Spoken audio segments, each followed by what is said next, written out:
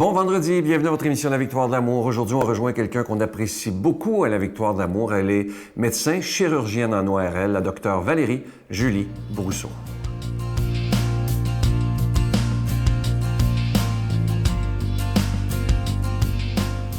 Bonjour, ici le docteur Valérie Julie Brousseau avec la chronique Nomade du désert.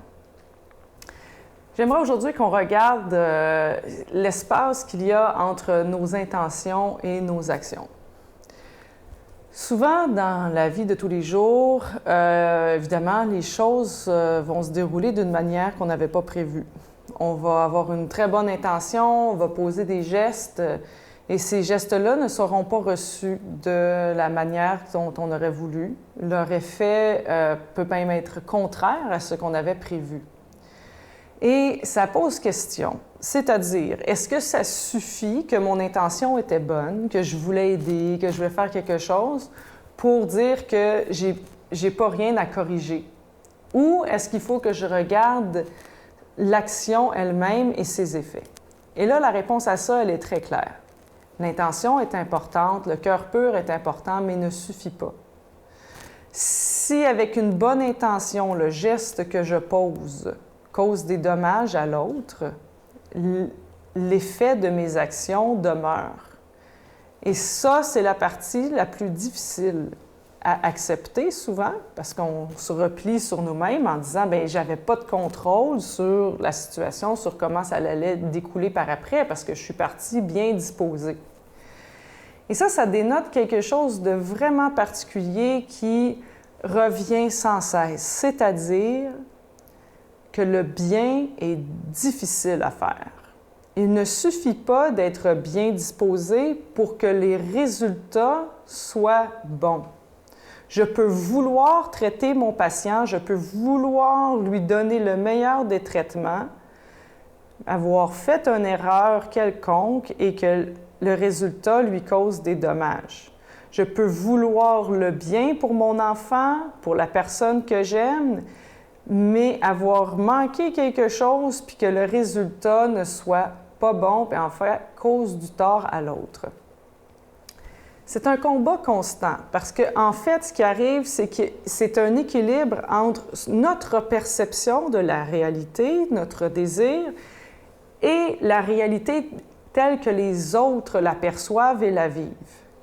Pour ajuster mon intention et mon action et que les deux ensemble soient bons, ça nécessite une relation avec l'autre qui vient clarifier et éclairer comment envoyer cette énergie de mon intention vers l'action pour que le résultat soit bon pour l'autre. Sans cette relation entre les deux, je vais assumer beaucoup de choses, puis en fait, je risque de me tromper et je risque de faire de la peine à l'autre, je risque de le blesser. Donc, très important, vous avez une bonne intention, vous voulez que ça soit bon. Il y a un travail à faire. Rentrez d'abord en relation avec l'autre, vérifiez le besoin de l'autre, vérifiez la disposition de l'autre qui n'est peut-être même pas prêt encore à recevoir, c'est à voir avec lui, dans quelle manière, pour ensuite être capable de poser le geste que vous portez dans votre cœur. Donc, intention et action, gardez les yeux fixés sur le résultat de l'action. Notre Père qui es aux cieux, que ton nom soit sanctifié, que ton règne vienne, que ta volonté soit faite sur la terre comme au ciel. Donne-nous aujourd'hui notre pain de ce jour. Pardonne-nous nos offenses comme nous pardonnons à ceux qui nous ont offensés. Ne nous laisse pas entrer en tentation, mais délivre-nous du mal, car c'est à toi qu'appartient le règne, la puissance et la gloire pour les siècles des siècles. Amen. Je continuerai à croire, même si tout le monde perd espoir. Je continuerai à aimer, même si les autres parlent de haine. Je continuerai à construire, même si les autres détruisent.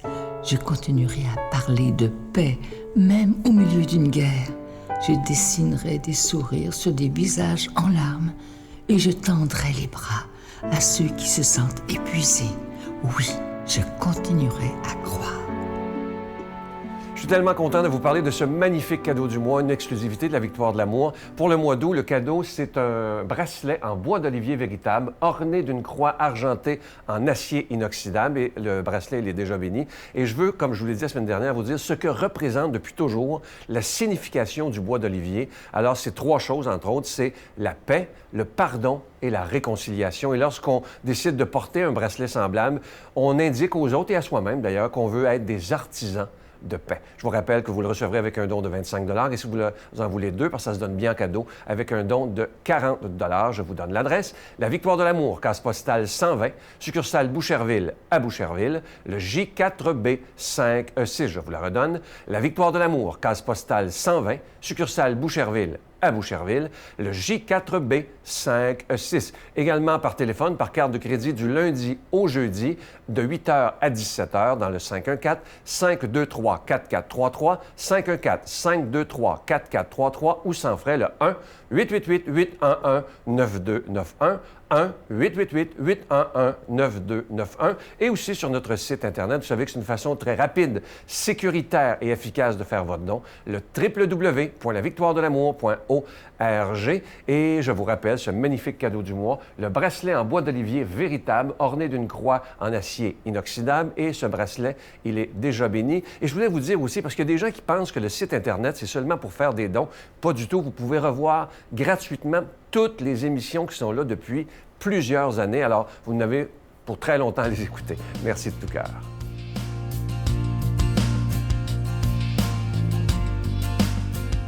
Mon Dieu, donnez-moi la sérénité d'accepter les choses que je ne peux changer, le courage de changer les choses que je peux et la sagesse d'en connaître la différence. Amen. Aujourd'hui, la parole de Dieu est proclamée par quelqu'un qu'on apprécie beaucoup, de Paris, le bon père, Michel Marie.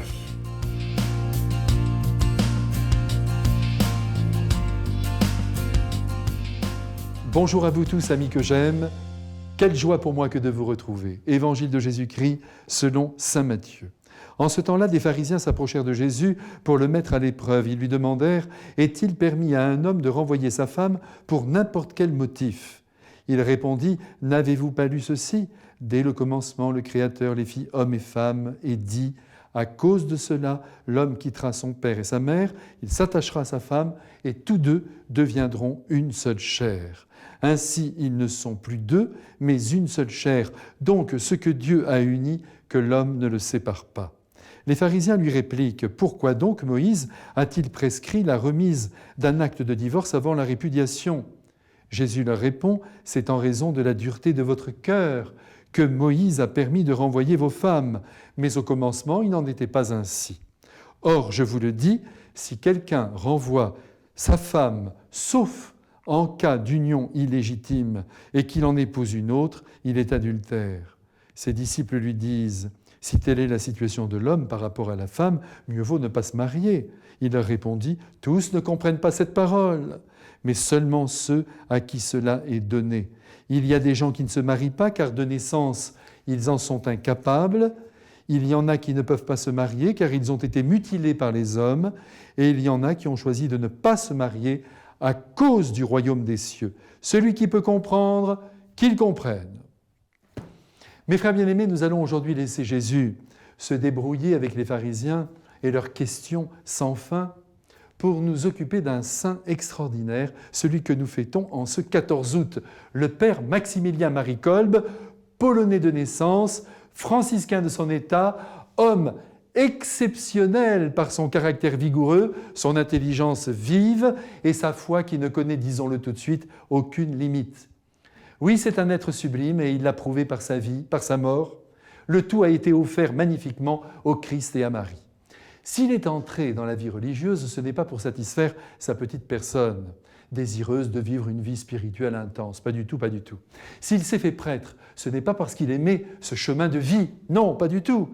C'est parce qu'il était un apôtre dans l'âme et qu'il portait au plus intime de lui-même le désir intense de ramener toutes les âmes dans le cœur de Dieu. Et pour ce faire, il a voulu passer, tenez-vous bien, par Marie. Et oui, il a très vite compris, alors qu'il n'était que séminariste, que le Christ s'était incarné grâce à Marie. et que par conséquent, pour que le Christ naisse encore dans les cœurs, il fallait passer par elle. Il fallait qu'elle soit connue, qu'elle soit aimée, qu'elle soit priée.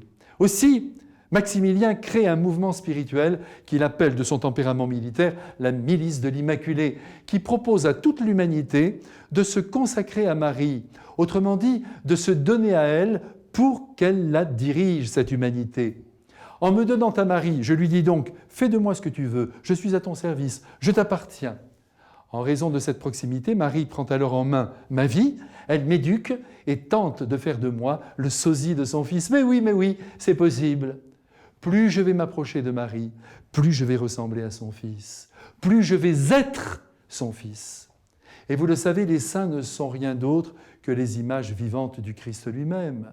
Si les saints sont miséricordieux, c'est parce que Jésus est miséricordieux. Si les saints sont démesurément bons, c'est parce que Jésus est démesurément bon. Si les saints meurent en offrant leur vie, comme les prêtres et les médecins qui sont morts pour avoir servi les malades durant la pandémie du Covid-19, c'est parce que Jésus est mort par amour sur la croix. Et si Maximilien Kolbe a offert sa vie à Auschwitz, en prenant la place d'un père de famille condamné à mourir de faim dans un bunker sordide, c'est parce qu'il a écouté Marie, qui le lui demandait à l'oreille du cœur pour sauver un homme de la mort et prendre en charge ces 9 compagnons d'infortune qu'il fallait absolument accompagner avec amour. Et c'est pourquoi, je vous le dis avec beaucoup de force aujourd'hui, si vous voulez vivre comme le Christ a vécu, s'il est lui votre idéal de vie, approchez-vous de Marie, vivez avec elle chaque instant de vos journées et vous verrez alors votre vie changer du tout au tout. Vous la verrez se transformer, vous la verrez se bonifier. Et cela malgré vos faiblesses, malgré vos péchés, si vous en faites, mais qui n'en fait pas? Et Marie vous consolera, vous libérera, vous rassurera, vous déculpabilisera, et vous serez alors heureux, tout en étant faillible, de ressembler de plus en plus à son divin Fils.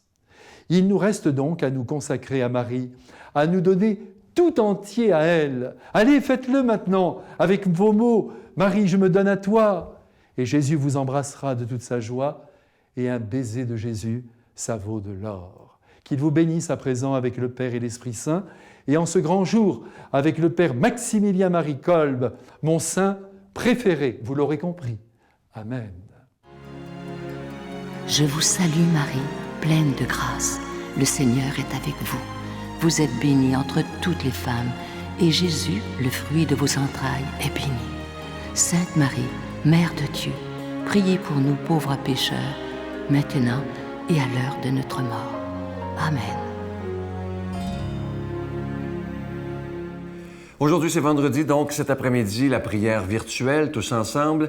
C'est donc un beau Notre Père, un Je vous salue Marie et un Gloire soit au Père, mais pas dit d'une façon par habitude, dit avec tout son cœur. Et je vous invite vraiment à ne pas manquer l'émission de dimanche. Je dois vous dire que c'est pour moi une rencontre extraordinaire, même si c'est fait par Skype. Je rencontre avec beaucoup de joie Maria Doyle. Elle est en direct d'Irlande lorsqu'on va faire l'émission. Imaginez cette femme, à l'âge de 9 ans, devient peu à peu aveugle. Et elle dit à un moment donné dans l'émission que grâce à son handicap, elle est devenue la personne forte qu'elle est. Elle a eu 7 enfants. Vous allez voir, elle est drôle et elle a une foi à déplacer les montagnes. C'est une personne absolument extraordinaire. Ne manquez pas ça. Ce dimanche, je vous souhaite une belle journée et je vous attends demain. Bye.